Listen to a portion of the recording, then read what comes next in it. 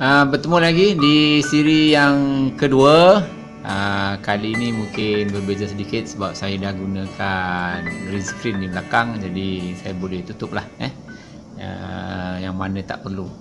Jadi untuk siri yang kedua ini adalah kita menjawab soalan yang telah diceritakan dalam siri 1, iaitu berkaitan dengan persamaan akaun. Jadi pelajar-pelajar saya perlu menjawablah. Jadi sila semak sama ada jawapan yang anda isi sama ke ataupun salah. Jadi merujuk kepada soalan, soalan ini dia berkaitan dengan persamaan akaun, yang mana soalan ini mempunyai baki awal baki awal pada 1 Mac, dan di sini ada tertera nilai modal, nilainya tidak diberikan. Jadi anda kena cari, dan di bawahnya disertakan dengan jadual persamaan. Jadi untuk jadual ini saya dah sediakan, jadi kita semak sama ada jawapan yang anda isi itu betul ataupun salah.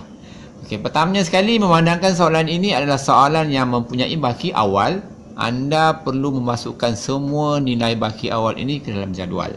Jadi yang pertama, perabot 32,800, 12,500 adalah pejabat, bank 21,500, akaun belum terima 8650, dan inventory 12,600. Kenapa ia berwarna kuning? Jadi mudah saja saya nak bagi anda nampak yang kuning ini adalah akaun bagi aset. Akaun bagi aset, yang mana nilai aset semua ini perlu sama nilainya equity pemilik tambah liability. Jadi untuk modal tak diberikan, untung bersih ada diberi 17,680, akaun belum bayar 13,420. Jadi kalau kita tengok kedua-dua nilai ini, tengok yang ini nilainya ditambah 2, 31,000.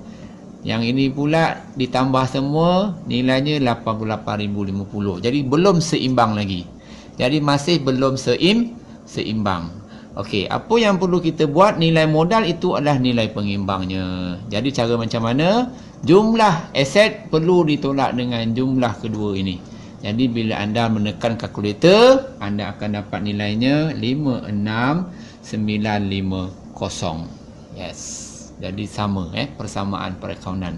Jadi jumlahnya 88,050 akan sama dengan nilai aset 88,050. Tengok di bawah ni komputer dia dah authorize dia punya sum, jumlah nilai tambah. Okey, barulah anda boleh membaca maklumat tambahan di bawahnya, iaitu yang pertama. Okey, urus niaga yang berlaku adalah beli barang niaga secara kredit 3,600 daripada pembekal maju. Jadi untuk jawab soalan ini anda kena fahamkan betul ayat ini. Jadi pertama, dalam urus niaga ini melibatkan satu, iaitu akaun belian. Kalau di sini dalam persamaan perakaunan, belian ini akan masuk dalam kolom inventory. Okey. Dan akaun yang satu lagi adalah pembekal maju. Yang mana pembekal maju ini adalah apa dia? ABT ke ABB? Akaun belum terima ke akaun belum bayar? Jadi bila dia beli secara kredit, beli itu merujuk kepada perlu dibayar. Perlu dibayar, namun dia belum bayar. Jadi pembekal maju ini adalah akaun belum bayar. Okey, akaun belum bayar. Jadi harap jelas. Jadi apa yang perlu kamu buat adalah nilai inventory bertambah 3,600. Okey. Dia beli secara kredit, inventory bertambah, dan juga akaun belum bayarnya juga bertambah 3,600. Nampak persamaan. Dia mesti keseimbang. Aset warna kuning dan warna biru ini mesti seimbang. Okey. Urus niaga yang kedua. Membayar pembekal sebanyak 5,720 dengan cek dan menerima diskaun sebanyak 300 ringgit. Okey, jadi fahamkan betul situ. Account check adalah melibatkan bank dan dia membayar kepada pembekal. Pembekal ini adalah akaun belum bayar, akaun yang belum bayar dan hari ini dia bayar, dan dalam masa yang sama dia menerima diskaun. Jadi bagaimanakah catatannya? Okey, of course lah, akaun bank akan berlaku pengurangan 5720. Okey, nampak? Okey, anda letak dalam jawab soalan ini, anda akan letak kurungan. Kurungan itu bermaksud tolak, berkurang. Aset berkurang, akaun belum bayarnya berkurang berapa banyak? Jadi dia berkurang sebanyak 6020. Sebab apa 6? 5720 ini perlu ditambah dengan 300 diskaun yang telah diterima. Jadi yang 300 tadi adalah sebagai apa dia? Hasil. Bila hasil kolomnya di dalam untung bersih. Boleh? Jadi harap anda jelas. Kita tengok apa kesan dia. Kedua-dua nilai ini bila ditambah, dalam biru ini jumlahnya adalah berkurang 5720. Sama dengan aset, berkurang 5720. Masih lagi seimbang. Okey, urus niaga yang ketiga. Menjual 1/3 daripada barang niaga secara kredit kepada kedai mawar pada harga 6,200. Ini yang kebat sikit lah. Kebat kalau dalam SPM dia lebih kepada soalan aras tinggi, iaitu aras yang kelima dan aras yang keenam. Kalau anda tidak mahir, ini akan memberi masalah pada anda. Okey, jadi dia kata kat sini menjual 1/3 daripada barang niaga secara kredit. Maknanya inventory berkurang. Dia jual akan jadi ABT, ABT bertambah, dan satu lagi pertambahan tadi ada perbezaan antara nilai inventory dengan harga jualan. Jadi lebihan itu dipanggil sebagai untung bersih. Okey, jadi kita tengok kesan dia. Kesan dia pada persamaan perakaunan, pertamanya sekali, awak kena tekan kalkulator 1/3 nilai inventory. Maknanya 12,000 tambah 3,600 ni, dan jumlahnya anda kalikan dengan soalan tadi, iaitu 1/3. Maknanya nilai tadi jumlah dia bermakna 16,200. Nampak bawah tu, kamu kalikan 1/3, kamu akan dapat nilai inventory-nya sebanyak berkurang telah 5,400. Ini 1/3. Okey, 1/3. Okey, itu inventory-nya berkurang. Dalam masa yang sama, inventory ini telah dijual secara kredit. Bila dijual secara kredit, pembeli itu tadi adalah akaun belum terima, dengan nilai jualannya sebanyak berapa dia kata dalam soalan? Dia jual dengan harga 6,200. Okey, ABT anda bertambah ke berkurang? Of course lah bertambah. Sebelum ni tak ada ABT, hari ni dah ada ABT. Jadi seimbang tak? Masih belum seimbang betul? 6,200 tolak 5,400. Tengok di bawah tu sum ni, ada perbezaan nilai 800. Apakah itu 800? 800 itulah yang disebut sebagai untung bersih. Jelas Yang ini memang kalau pelajar tu lemah, dia akan memberi satu masalah lah pada diri anda. Jadi untuk mahir bab ini, tak nak awak kena tahu segala akaun aset, segala akaun equity bilik dan juga liability. Lagi-lagi ABT dan juga ABB. Okey, urus niaga yang keempat. Terima cek daripada pelanggan 5,000 dan memberi diskaun 250. Ini pun soalan kebat ni. Taklah kebat lah, aras tinggi lah. Aras tinggi. Okey, apa kesan dia? Dia telah pertamanya sekali menerima cek. Bila menerima cek ni, rumah kat mana? Bank. Of course lah, bank. Bila kata terima, bertambah 5,000. Okey, 5,000. Okey, dan dalam masa yang sama 5,000 ni datang daripada mana? Datang daripada ABT yang bayar. Dan ABT itu telah menerima diskaun 250. Jadi jawapannya di sini adalah nilai ABT-nya berkurang sebanyak 5,250. 5,000 yang dia bayar cek, 200 dia terima diskaun. Jadi ABT telah berkurang hasil daripada bayaran yang telah dilakukan.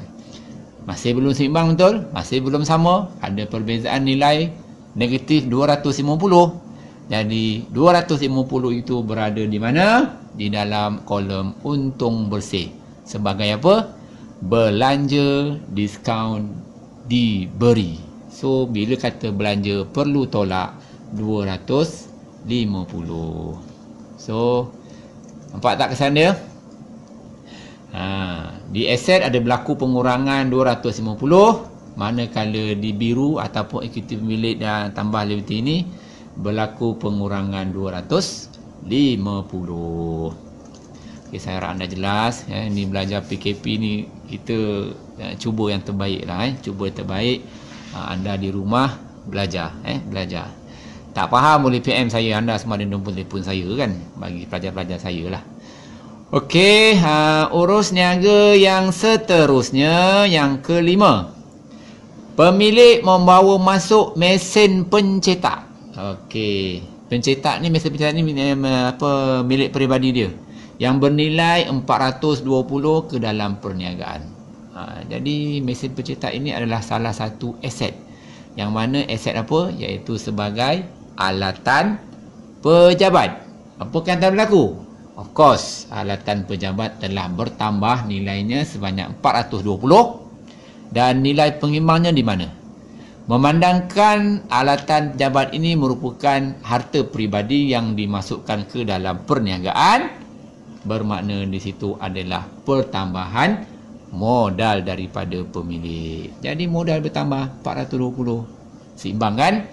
Kuning bertambah, biru pun bertambah. Nilainya sama 420.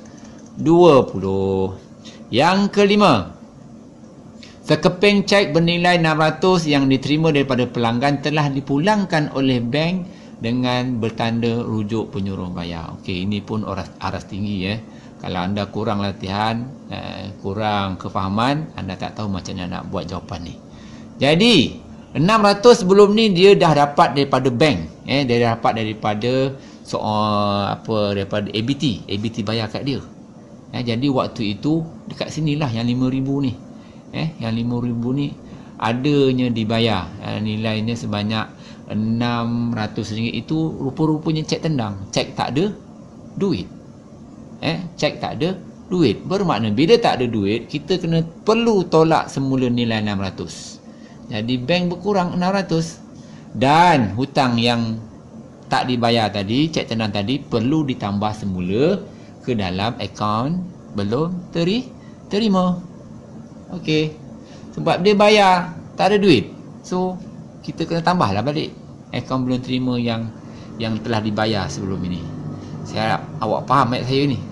Bukan senang nak mengajar alam maya ni kalau kefahaman awak sangat lemah. Okey. Jadi nilainya seimbang. Negatif 600 tambah 600 kosong. So, yang berwarna biru tidak ada nilai. Kosong nilainya. Dan urus niaga yang terakhir dalam soalan ini, kalau kita lihat, sebuah komputer lama bernilai 2,200 telah dijual dengan harga 1,720. Wang yang diterima telah digunakan untuk menjelaskan sewa kedai 1,300 dan bakinya digunakan untuk menjelaskan insurans peribadi. Tengok tu berapa tu? 1, 2, 3. 3 akaun yang terlibat. Kena faham betul-betul ayat ni. Okey, pertama sekali, komputer lama. Okey, bila dijual, komputer lama telah berkurang nilai dia. Dekat mana komputer? Iaitu alatan pejabat. Berkurang nilai pajak pejabat 2,200 tolak. Di situ nilai alatan pejabat berkurang 2,200, dengan mana dia jual harga barang tadi sebanyak 1,300 dan dia ambil untuk kegunaan peribadi 420. Jadi jumlah keseluruhan warna biru negatif 2,200. Jadi sama dengan aset 2,200 dan di sini juga berkurang 2,200. Sebab apa untung bersih 17 bukan 13? Sebab dia tambah dengan nilai kerugian penjualan aset yang tadi. Okey. Jadi itu urus niaga yang perlu anda masukkan dalam jadual.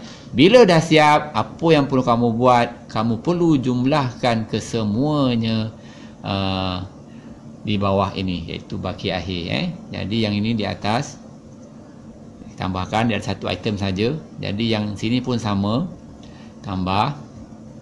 Saya menggunakan formula Excel, jadi tambah semuanya. Jadi sistem ni penting. Contohnya 12,500 awal, 420 tambah sebab dia positif, dan ini tolak 2,200. Dia akan dapat 10,720. Ini pun sama, 21 tolak tambah tolak. Jadi kalau anda guna kalkulator lambat sikit lah. Kalau guna laptop, guna Excel, anda perlu sum sahaja, anda akan dapat jumlah. Jadi gunakan kesemuanya, awak drag sahaja dapat jumlah yang anda kendaki. Okey. Nampak? Oh, dia dah bertukar color, sorry. Saya cuba buat ni manual. Okey. Ini kita tambahkan. Ini pun kita perlu tambahkan.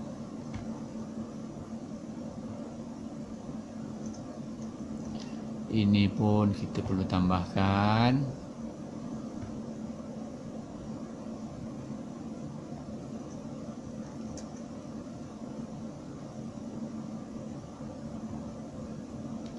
Okey. Jadi di situ. Tengok, warna kuning jumlah semuanya adalah 84,700.